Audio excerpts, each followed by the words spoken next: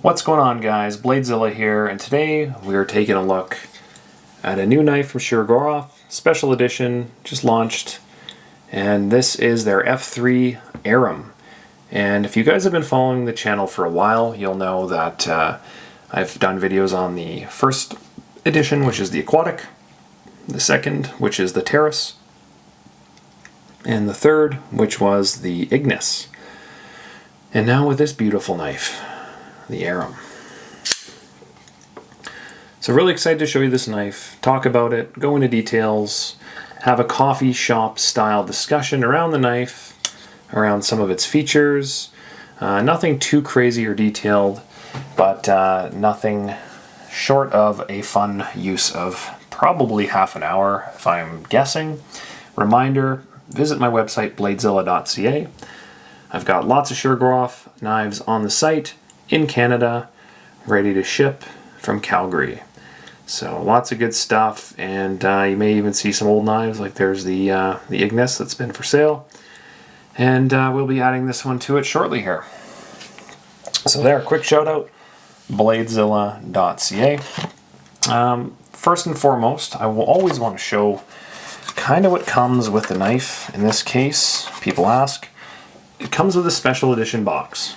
So it's a light brown, nothing too crazy. Let me just zoom out a little bit here. Nothing too crazy, but you know, it does kind of stand out a little bit from some of the other boxes. And then F3 Aerum, Elmax, multi-row bearing system, and a part number. Now that part number should also match the certificate of authenticity found in the box. So this is what comes with the knife itself. Oh, there we go. So obviously inside of the box, a little sticker, which a lot of people forget that this is actually, come on focus, inside the box. I don't think it wants to focus on the sticker. But people forget that. The COA, there you go, F3 Aerum, Elmax multi-row bearing system, and a Northern Wind Techno Carbo carbon fiber. 608 and then 87 on the end, so yes, we match the cert. And let's not put that in, let's put that in face down actually. So there you go. And some silica in case you want to make your day more interesting. There you go. Okay, so what are we going to talk about with this? Well, if it's the first time on the channel, I'm just going to put down, I should also say it comes with one of these black microfiber towels, and I'm gonna put that down. With this lanyard moving around, I don't want any noise. I have a mic right down in the bottom here in the corner, right here, and it seems to pick up like any light vibration that I make or when I move the tripod, and I get some weird comments, man. So I'm just gonna kind of keep things a little quieter down there if I can. If it's your first time on the channel, I will measure the knife. Even though this is the fourth F3 or fifth F3 I've had on the channel, I think. We're coming in at 8 5/8, or a little less than 8 3/4, somewhere in there. Blade grind, we've got 3 3/4, I'd say, on the actual grind, and then just under 4 for overall to the kind of end of the choil there. So pretty solid. And handle, I know people ask me that. 4 3/4 on the handle. There you go. Fit in hand, fits great. You know, if you found me on YouTube, you're probably watching Metal Complex. And Metal Complex says that this is his favorite Shirogorov knife, the F3NS. And his particular knife, I believe, was the Aquatic, so a Van X blade. But ergonomically, his favorite, nonetheless. So in hand, fits great. You know, if you're traveling down to Mexico, if you've been following the news this past week, and you want another finger on here, if you want to grow another one because you're an alien, there's room for it, no problem. I've got extra large fingers, and there's lots of room. Jimping on the blade is great. You choke up, makes a lot of sense, no issues there. And then on this knife, I love how they do this the shaping of the metal actually. So we go from the jimping, they keep a flat top, we go down the tip, that's what she said, and then to the end here where it kind of expands out on the tip of the blade. And that's to add a little bit of rigidity to a fine end, right? As the material goes away, you want to actually strengthen that up a little bit. So they've done that. It looks good. It looks really good. Now on this particular edition, you know, it should be no surprise at this point. We have gone Lmax. And there's nothing wrong with that. And this is going to be a conversation that I imagine we're going to be having here until the cows come home. You know, Lmax versus 390 versus Vanix versus S90V. What fits the profile of the knife? What fits the theme best? Yada yada yada. Okay, let's get this out of the way. Lmax is a great knife. Lmax is a great steel. If we're comparing it to the Ignis, I feel like the Ignis, it paved the way to allow the use of Lmax by using a common steel that's in a lot of their production knives in the M390. So, you know, that quote disappointment is out of the way by the Ignis. Lmax, you know, you can pretty well look up any forum, any post, any Facebook group, and find someone who loves Lmax, someone who hates Lmax, someone who prefers M390, someone who prefers whatever. You know, just punch it into Google, type in what I want to feel confident about, and search Lmax is the best steel in the world. And I'm sure there'll be an article on it. Okay. Here are the actual facts. Lmax, compared to M390, holds an edge better. Okay? It's not as tough. It's more prone to chipping. There you go. It's not nearly as sexy as Vanix, but I would say it's more sexy than Chromax, which is what they're doing a lot of their other blades in. M390 is great. It's a great production steel. For most people who are buying this, they're probably not going to use it anyway, so the difference between Lmax and M390 is just the print on the metal itself. It's a great steel, guys. Okay, it's still a super steel. Okay, can we move along from that and maybe talk about the knife? Because this is what we're here to see. We're here to talk about knives, you know, and that's it. Found on the other lines, other versions, special editions of this, they've matched the pivot collar, the back spacer, and the clip, typically. And the bead as well, I guess. Which is cool. So in this case, they've done that. Pivot collar has the polished stone wash, which is kind of a new term for me. You know, typically most companies will stone wash or polish, not both. So they've done a polished stone wash, which is cool, especially on that back spacer. I was really surprised when I first read the literature on this. It looks a lot better than I was expecting. It kind of stands out a little bit from the titanium frame by a lot, actually. It's nice and smooth, rounded. It just looks good. Flows into the clip, which, let's be honest, look at this. Look at the detail work on this thing. Hopefully you're watching in 4K, and hopefully I'm not moving around too much, but there's some good light that's kind of showing the milling on that clip. It's just so good. And it's like that on all their production knives. The milling just incredible. Never had a problem with it. It just looks amazing.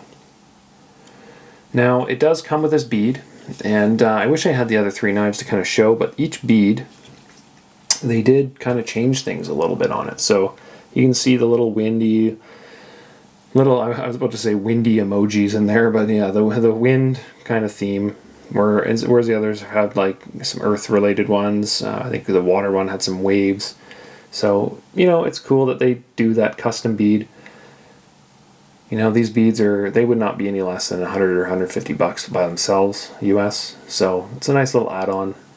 They tie in the theme with the color of the rope, or string lanyard as well, and a nice solid knot on there. Just looks good.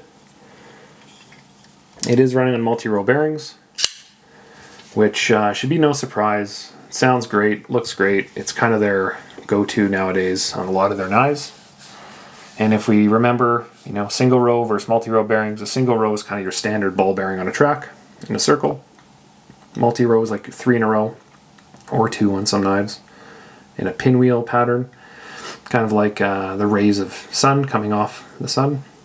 And then we go into roller bearings, which are like hot dogs, right? They're needle bearings.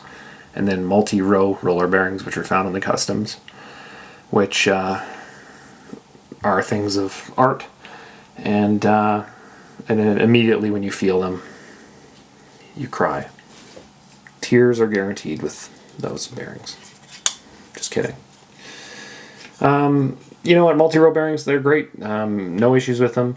When you do, you know, some people will prefer single row bearings, and that's what most people use on their knives. Multi-row just kind of adds to the kind of side-to-side stiffness, right? You're transferring the load into a greater surface area, so it adds a little toughness to the knife. But in this case, you know, it's just nice and smooth.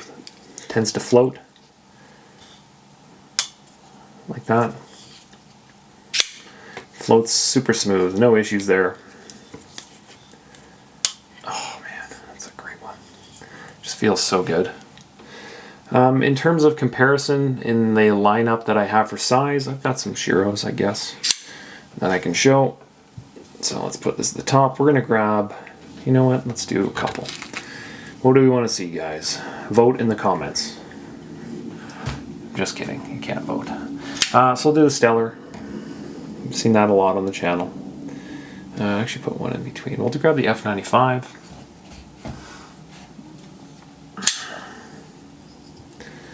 There. Oh, come on, come on. There we go. Let's make room. No touching. So F95 and the F3, very similar size-wise, as I'm sure you've seen. The Stellar is, as remember, as things get closer to the camera back, I'm shooting at an angle to get light on things. So they're going to look bigger, but I can assure you it's smaller. So if I, yeah, similar handle size, shorter blade on the Stellar. So I'll get rid of that. And then on Neon, there's your Neon by comparison. There you go. So similar, but remember, if I put that up there, it's going to look tiny. Which actually, it's probably more similar. I should probably do it that way, but anyway. That's there's your Neon versus F3. Okay. Beautiful knives. Very for Shirogorovs, they carry a lot better than you'd think because of how thin they are. And this one is actually thicker than you'd think. The only F3 that's thinner is the Outdoor because it doesn't have the clip and a thinner blade. The blade is a little chubbier. Obviously, it's a thicker stock. But I don't think it's any thicker than like an F95T production. Or is it? What do you guys think? So there's your production. Maybe it is, maybe a little bit. Yeah, maybe it's a 1/2 mil. So that's why overall it's a little thicker. But yeah. Now in terms of the knife itself, couple things. So we have the proprietary hardware, which is fine, right? Remember, it's a screwdriver basically.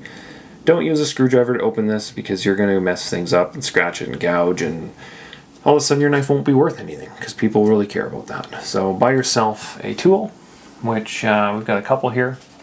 These ones are found all over the place. That's kind of the one that you can kind of torque on a little bit because it pivots and turns, but it gives you the bits you need. And then we have the custom bit driver here, which has an inverse bit inside it, which you don't need in this case, but are all works of art and beautiful.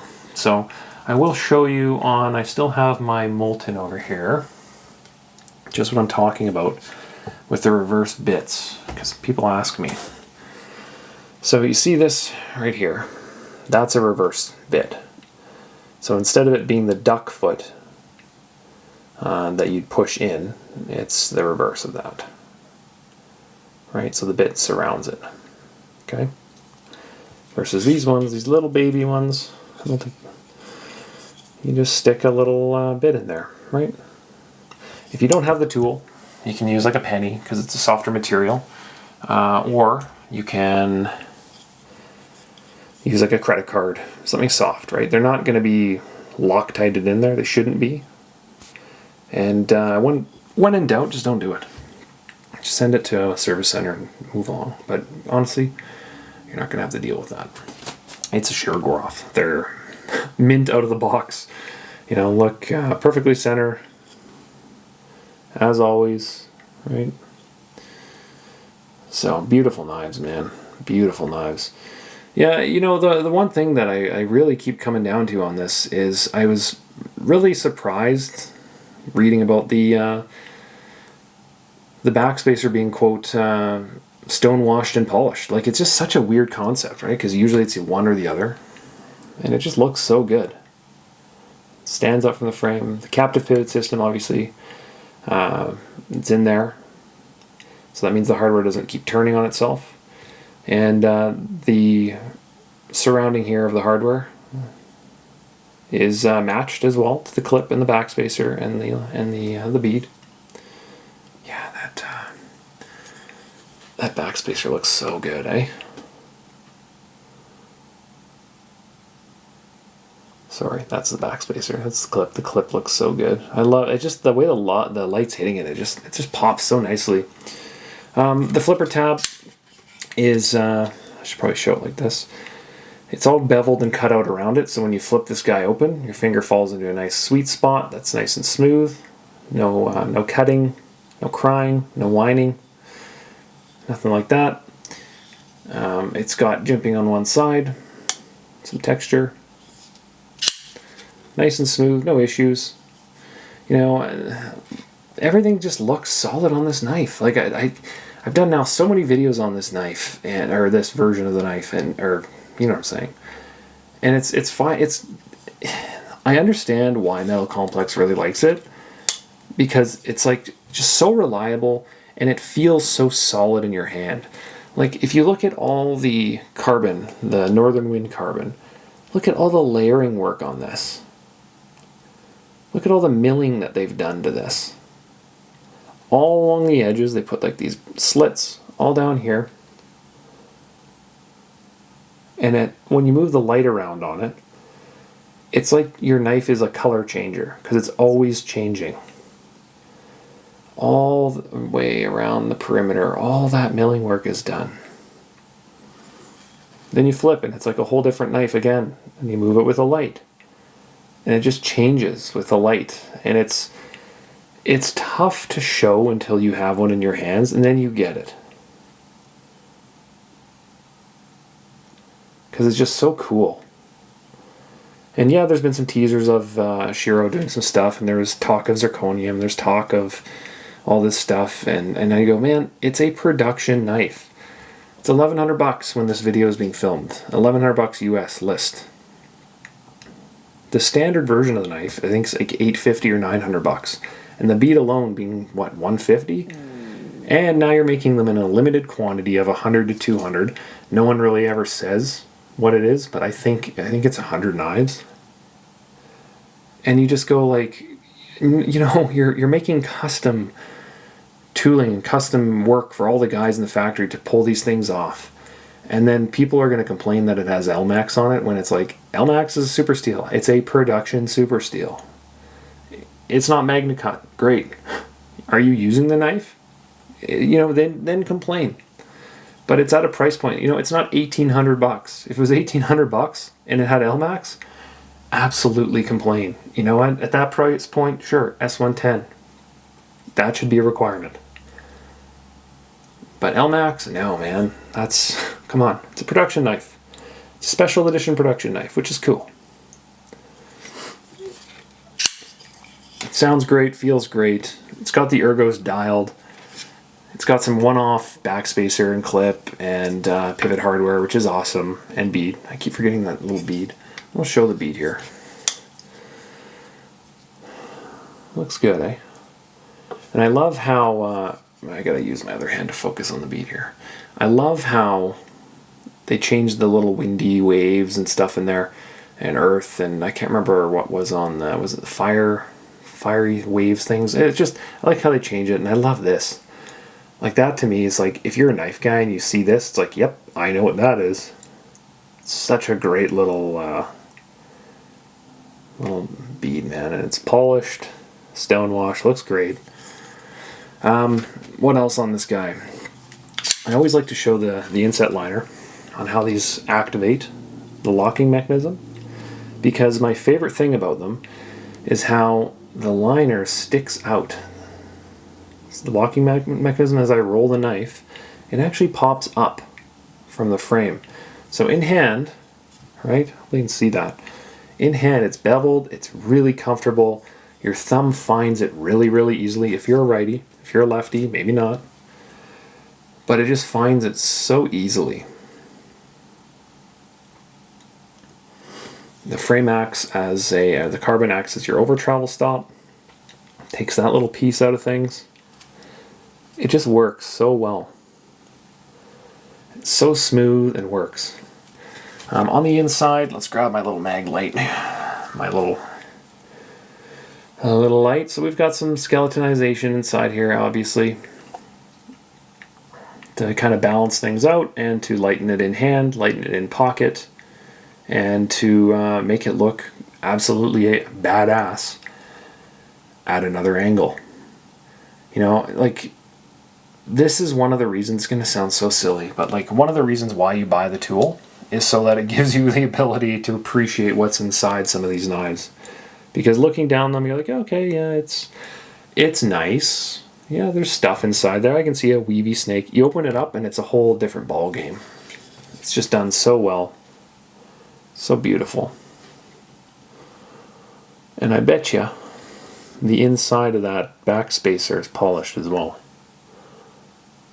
That'd be cool. What else we got going on in here? So the balance, let's see here. The bead's going to throw the balance off, but with the skeletonization it should. Let me just hold them. Yeah, there you go. So if I lift the little bead up, it's perfectly balanced. My voice is cracking. It's the morning, guys. And I'm obviously prepubescent. It's perfectly balanced behind the hardware there, so it's nice. It's a good feel to it. Did I talk about this already? So the jimping, yes. I talked about the tip. Yeah. One thing that I wish they'd change here, obviously, and they're not going to, but having the anodized logo on the blade and the blade steel like that, I don't like putting things in the way of the cutting surface where you're going to be cutting and moving around at. I just don't think that's a smart idea, because it's going to wear off. So if you look at some of the other ones, I think like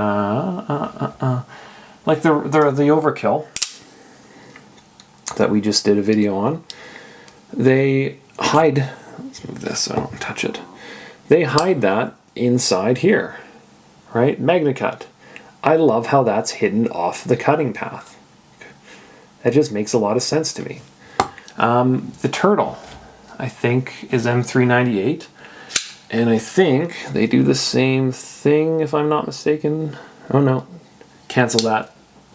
I'm never wrong. I'm just kidding, relax. Where else can we see one? Anyway, you know what I'm talking about. That's just anytime you can move it off of the cutting edge itself. I like that. Here's a Russian Overkill, same thing. M398, inside the handle. Okay, that's appreciated. It's not on the blade. And it's not a big detail, but it's one that would be easy to adjust. You know, like, the logo's there. Why isn't it on the handle? You know, some of the other carbon special editions, they've put it down here. That'd be cool. But that's going to come at a cost. So, you know, where do you stop, right? $1,100, they know their market. Do they go, okay, now this special edition F3 is going to be MagnaCut, and it's going to be, you know, instead of etching on the blade, it's going to be on the handle, and it's $1,650. You know, are they going to sell a ton of them? I don't know. Is it going to matter? Probably not. So think of these as production plus knives. They're terrific. They add some cool materials. They're limited, and the scaling is unique to all of them. And material-wise, it's escalated just a little bit. But my God, I keep getting lost in all this bevel work and all this micro milling on the carbon. I filmed this under a light, and then I've got the window open here in front of me. So I'm kind of getting some cool angles. I can only do this at certain times of the day. But it just looks so incredibly beautiful, that work. Oh my gosh. I could get lost in this knife. I will say this, the online photos of this make it look a lot blacker than it is, and I don't know if that's the case. You change the background like that. If I got that black out of here, maybe it looks a little darker. If I add that black background in, I don't know if that makes it look whiter or what, but it's, it's wind. I'm going to refer to this one as the kind of teal tornado, because we got little bits of teal in there. It's kind of got some metallic sparkles with the wind direction. It just looks phenomenal. Oh my gosh. Even along all these edges, it's just done so crisp and smooth and well. It's all rounded. Beautiful blade. Absolutely beautiful blade. So what do I think is going to happen with this knife, price-wise? So $1,100 when they launched. And most of them, I wouldn't be shocked if day two, they're probably $1,200, $1,300. And they'll probably steady off around $1,400, maybe $1,500. That's kind of where most of them have kind of sat. On the secondary, people win the lottery, or there's no lottery on this one, is there? They get them, they ship them to their house, they add, 15, 20, 30 bucks, whatever. They pay tax on them. Landed, you're probably close to $1,250, something like that. In Canada, add GST, add service fees. My God, it just keeps rolling and rolling. Or you get it from me and there's none of that. It's one price.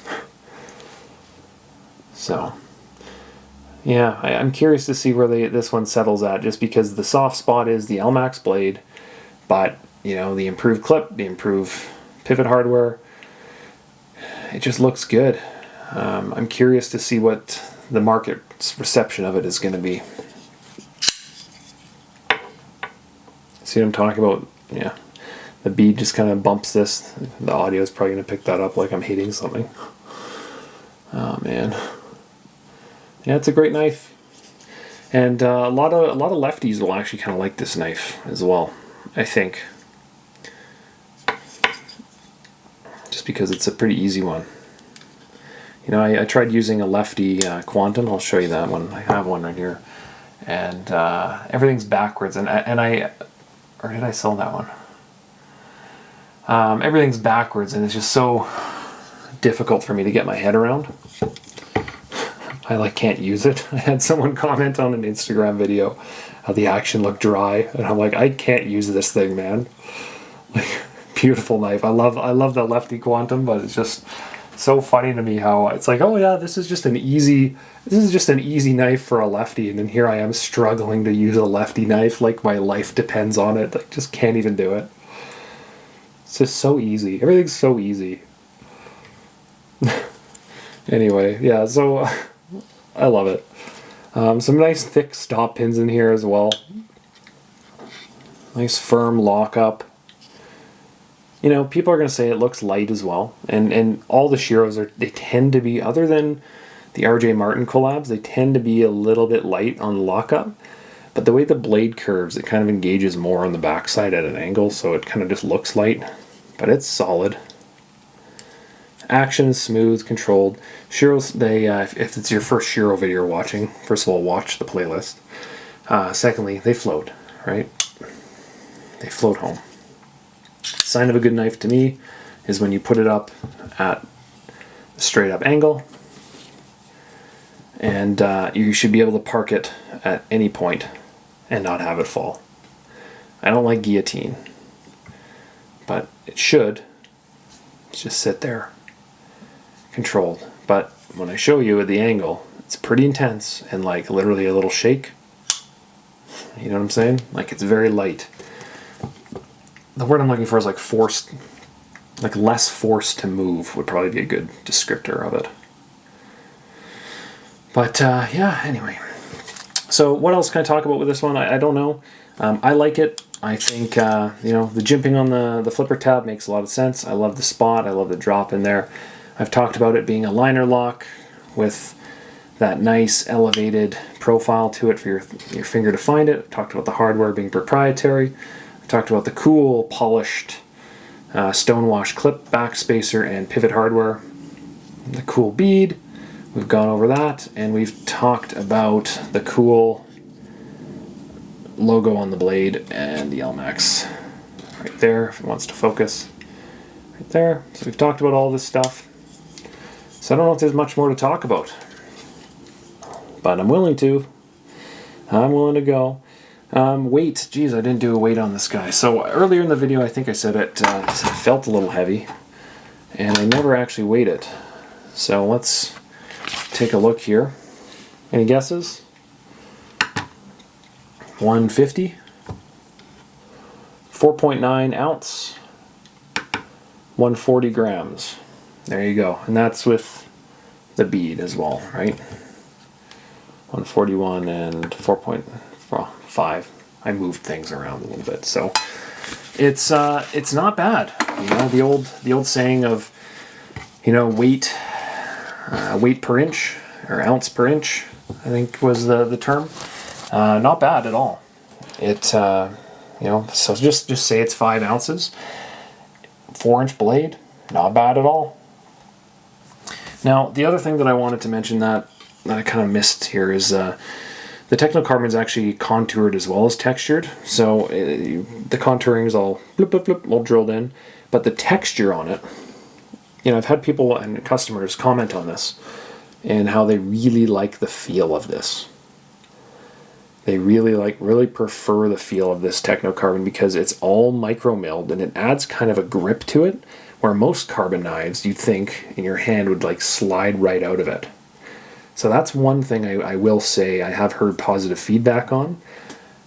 Personally, I'd like to track down my own one of these knives and kind of live with it for a month because most of my personal collection is all full tie with the exception of a CCKS Hattie, which is right here.